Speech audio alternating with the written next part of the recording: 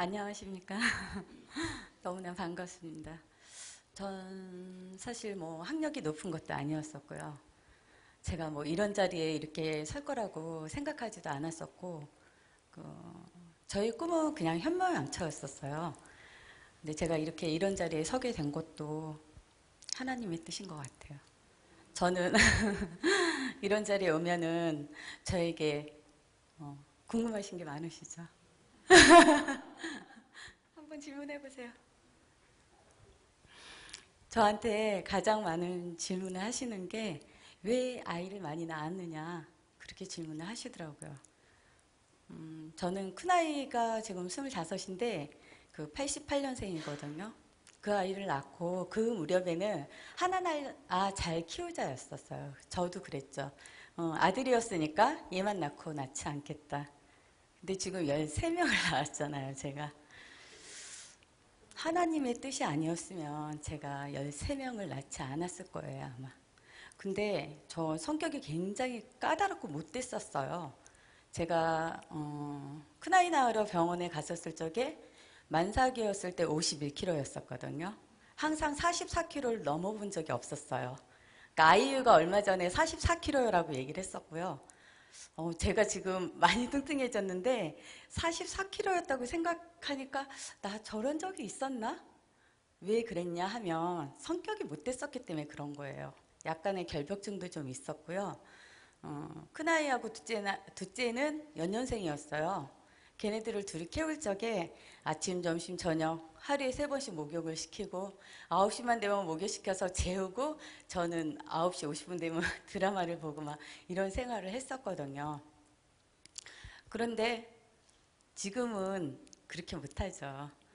집이 뭐 제가 맨날 얘기하는 게 SOS에 나와야 될 정도로 정리정돈 안 되고 산다고 얘기를 하는데 제가 그 성격을 고치지 못하니까 하나님께서 저에게 아이들을 많이 주셔서 그 못된 성격을 고치고 지금은 정말 모든 사람들과 즐겁게 얘기할 수 있고 학교에 가면 엄마들이 저 되게 좋아하거든요. 특히 중학교 엄마들. 중학교 가면은 사춘기에 접어드니까 이 아이들을 감당을 못 하시는 거예요. 초등학교까지는 말을 잘 듣잖아요. 중학교 가면 엄마가 한마디 하면 지네는 10마디를 해요. 저도 굉장히 힘들었어요. 그러니까 저희 아이들이 첫째, 둘째는 굉장히 모범생이어서 큰아이는 뭐 별명이 범생이었거든요. 별로 속썩이지 않고 정말 잘 키웠는데도 지금 생각해 보니까 중학교 때 굉장히 힘들었었던 것 같아요. 그 중학교 3학년이 가장 힘든데 제가 항상 이야기하죠. 그 중학교 시절은 누구도 감당할 수 없고, 제가 이제 그 아이들을 많이 키우다 보니까 아동학 이런 거에 대해서 혼자 공부를 하게 되더라고요. 왜 그럴까, 그 시기에는? 사춘기이기 때문에 어쩔 수 없는 시기더라고요. 그 이해를 해야 되겠다라는 그런 마음들이 생기니까 제가 굉장히 마음이 편안해지고 짜증이 많은 사람이었는데 아이들을 잘 키워야 하니까 부드러운 성격이 되어야 되더라고요. 그렇기 때문에 하나님께서 그 못된 성격을 네가 버리지 못하니까 어떻게 해서 그 성격을 고치게 해줄까 해서 저에게 13명을 주신 것 같아요. 그래서 저는 그 아이를 키우고 있으면서 13명을 키우니까 굉장히 힘들죠, 사실은. 바쁘고 제가 매일 얘기하는 게 저 분단위로 살고 있습니다. 이렇게 얘기하고 있거든요. 정말 그래요. 분단위로 뭘 해야 될까, 뭘 해야 될까 머릿속이 계속 돌아가고 있거든요. 그렇지만 너무나 즐거운 거예요. 하나님이 저에게 주신 13명 때문에. 제가 식당을 하고 있는데 좀 늦은 시간에 집에 들어가거든요. 너무 힘들어서 들어가죠. 들어갈 적에는 정말 들어가서 빨리 누워 씻고 자야지 막 이 생각하고 들어가는데 집에 가면 잘 수가 없어요. 제가 들어가면 우리 막내 아들이 지금 4살인데요. 걔가 딱 나타나가지고 엄마 아이폰 이러는 거예요. 그러니까 저한테 아이폰을 달라고 그렇게 애교를 떠는데 제가 어떻게 잠을 자겠어요. 너무 예쁘고 사랑스러워서 그 아이하고 같이 놀아주다 보면 힘이 넘치는 거예요. 엄마들은 제 친구들은 그래요. 지금 이 나이에 우울증이다, 뭐 이래서 뭐 정신과를 다녀야 된다, 막 이런 친구들이 되게 많거든요. 근데 저는 그런 걱정 안 하고 살아도 되는 거예요. 너무나 매일매일 행복하기 때문에. 제가 2005년도에 저는 그 전에도 방송 섭외나 이런 걸 많이 받았었어요. 근데 그때까지만 해도 이 못된 성격이 조금은 남아 있었죠. 나는 아이들 방송에 아이들 많이 나와서 막 키우고 이럴 적에 뭐 후원금을 받기 위해서 나온 느낌 그런 느낌이 너무 싫은 거예요. 나는 우리 부부는 그렇게 생각을 했거든요. 우리가 나이는 아이니까 절대로 그런 도움 받지 말고 우리가 키우자. 막 그 생각을 했었어요. 그래서 뭐 방송국에서 나와달라 막 이렇게 얘기할 적에도 저는 안 나갑니다. 절대로 방송 안 합니다. 막 이러면서 얘기를 했었거든요. 근데 2005년도에 우연한 기회에 저희 가족이 서울에도 아이를 이렇게 키우는 가족이 있더더라. 11명이었었어요. 그리고 뱃속에 12번째 아이가 있었고요. 그러니까 이제 12번째 아이가 조만간에 태어나니까 막 이슈가 돼가지고 제가 그때 청량리에서 가게를 하고 있었는데 3개월 동안 방송국 관계자, 잡지사 기자들, 신문사 기자들 매일 와서 자리 하나씩 차지하고 사는 거예요. 그래가지고 저는 그런 거 안 한다. 절대로 안 할 건데 왜 하냐. 전화로 거기가 어디입니까? 위치를 물어보고 막 이러는 거예요. 그러니까 저는 인터뷰 거절합니다. 막 이러면서 그 감당이 안 되더라고요. 준비가 안 돼 있었어요. 저는 뭐 그런 저출산 문제나 이런 거에 관심도 없었고 오로지 아이들 잘 키워야 되겠다 뭐 이런 생각밖에 없었으니까 나는 이런 거 안 한다. 내가 왜 그거 해야 되냐. 다른 사람한테 하라 이제 막 그런 생각이 들었었는데 나라에서 오라 그러는데 제가 안 갈 수가 없잖아요. 그래서 나라에서 뭐 저출산 문제니 이런 행사들이 많이 있었어요. 그때 이제 뭐 저출산 문제가 굉장히 심각해가지고 매일 뉴스에 나오고 이러고 있었으니까 나라에서 오랬는데 안 갈 수 없으니까 제가 참석하게 됐죠. 그런 좌석을. 가서 보니까 진짜 심각한 거예요. 저도 그렇게 그 저출산 문제라는 게 맨날 텔레비에 나오고 신문에 나오고 난리 법석을 떨고 그랬어도 그게 심각하다라고 생각을 해본 적이 한 번도 없었거든요. 근데 뭐 정말로 뭐 50년이 지나고 나면 이렇게 저출산이 가다 보면 우리나라가 없어진다. 이런 얘기 들으니까 그 뭐 홍보 영상 같은 걸 막 이런 게 많이 접하게 되잖아요. 그러니까 제가 너무 막 50년이 없어진다는데 나는 우리 집 아이들은 아직도 이 나라에서 살아야 되는데 이게 없어지면 얘네들은 어떻게 하나. 저는 상관없었죠. 저는 오로지 아이들을 잘 키우는 게 주 목적이었기 때문에 그게 걱정이 되는 거예요. 그래서 제가 난 뭔가를 좀 해봐야 되겠다 생각을 했어요. 그래서 그럼 제가 할 수 있는 게 뭐였을까, 뭘까를 이제 생각하게 되었는데 그래 저출산이 문제니까 이거를 좀 해결할 수 있는 방법이 뭘까? 내가 할 수 있는 게 뭘까? 예. 그래서 제가 이제 방송을 하게 되었고요.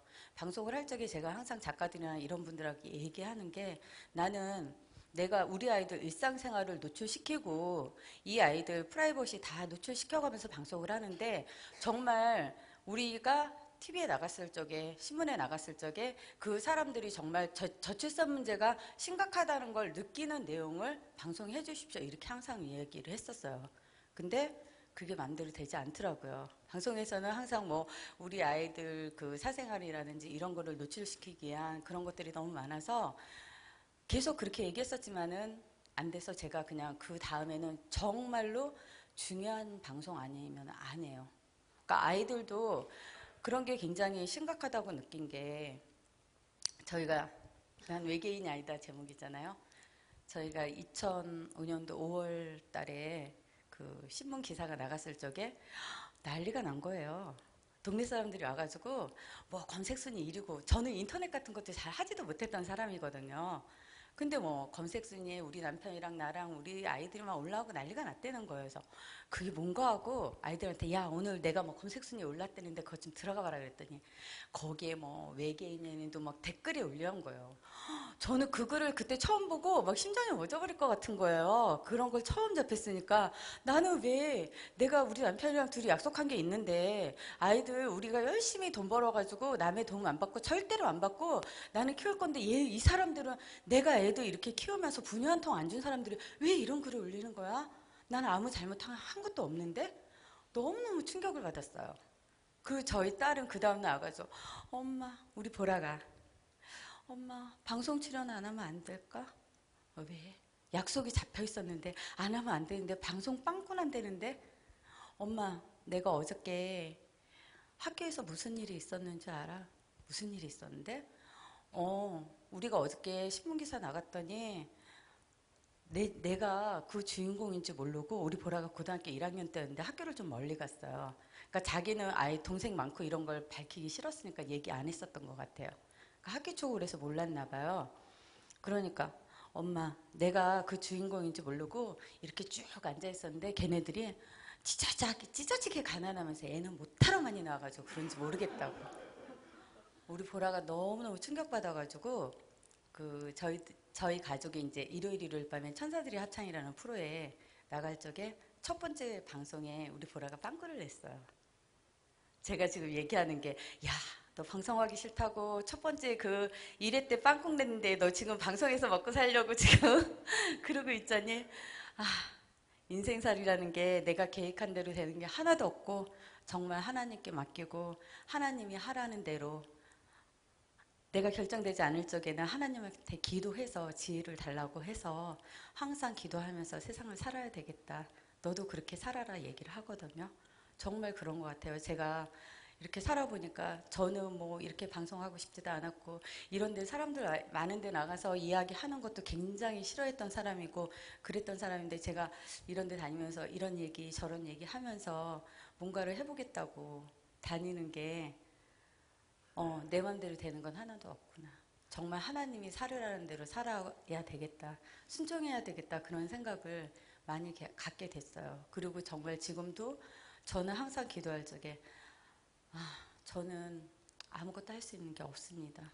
13명을 키우는 게 정말 제가 키우는 게 아니고 하나님이 키워주시는 거니까 하나님의 지혜를 주셔야지만 그 아이들을 잘 키울 수 있으니까 지혜를 달라고 항상 기도를 하거든요.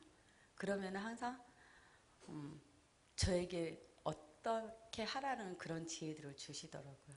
그래서 아이들한테도 이렇게 하자 상의적으로 얘기하고 그리고 정말 성격을 많이 고쳤어요. 내 아이가 정말 잘 되기를 원하면 나의 성격을 죽이고 서로 대화하면서 즐거운 마음으로 아이들을 대하다 보니까 정말 평화로운 마음을 갖게 되고 저도 굉장히 밝아지고 그렇게 되더라고요. 어저께는 저희 가게에 어느 분이 오셔서 아이 몇 살에 낳으셨어요? 저 23살에 낳았는데요. 22살에 결혼해서 그럼 신혼은 없었겠네요. 이제 결혼을 한대요. 그래서 근데 그때는 신혼이 없었던 것 같아요. 아직까지도 신혼이 없었던 것 같은데 몇 년 전부터 신혼이에요. 저희는. 왜 그러냐면 저희 항상 바쁘니까 시간이 없는 거예요. 근데 어쩌다가 일찍 끝나는 날 있으면 저희 둘이 그냥 밤에 데이트 다니는 거예요. 그냥 차 타고 어디 잠깐 갔다 오고 이러면서. 근데 너무 즐거운 거예요. 그러니까 저희 남편도 머리가 하얘가지고 나이가 되게 들어 보이긴 하지만은 막내 아들이 들어가면 아빠 막 이러면서 그러면 정말 할아버지 같은 사람이 아빠 그러니까 자연적으로 젊어질 수밖에 없겠더라고요. 그래서 저는 너무너무 행복하고 지금 제가 이 자리에 이렇게 오게 된 것도 정말 하나님의 축복이고 너가 그 일을 다른 사람이 할 수 없으니까 너가 좀 해라 하는 의미로 제가 받아들이고 있어서 너무나 행복하게 즐겁게 살고 있고 정말 어떻게 표현할 수 없게 정말 행복한 사람입니다. 저는 외계인이 아니고요. 그리고 다둥이 가족의 가장 큰 문제는 우리가 예전에 장애인을 보면 굉장히 막 꺼리고 그랬었잖아요. 근데 장애인도 사람이고 막 이래서 사랑해야 된다, 사랑해야 된다 이런 캠페인들을 많이 하다 보니까 정말 장애인들을 사랑하게 되고 이해하게 되고 그런 시절이 되었잖아요, 지금. 근데 우리 아이들이 가장 힘들어하는 게 그거더라고요. 그러니까 저희 아이들뿐만이 아니고 다둥이 가족들 보면은 이제 3명, 4명 있으면은 너네는 원시이냐 막 이런 얘기 하면서 걔네들이 무슨 죄가 있겠어요. 엄마 아빠가 애기 많이 낳은 건데 걔네들 붙들고 왜 너네 엄마는 애기를 많이 낳았더니 이런 얘기 듣는 거 굉장히 힘들어 하더라고요. 그러니까 우리 집 아이들도 아이 많이 낳은 형제들 있는 아이들도 그냥 평범한 가족의 소중한 아이들이거든요. 그러니까 얼마 전에도 우리 막내 아들이 어린이집에서 친구 손을 깨물었대요. 그래서 그 아이가 하나밖에 없는 아이라고 그러면서 어린이집 선생님이 전화 와서 어떡하냐고 그래서 저는 애를 많이 키우니까 어린이집 선생님 입장을 잘 이해하잖아요. 아이들 돌보고 이런 게 굉장히 힘든다는 걸 알기 때문에 아, 그러세요?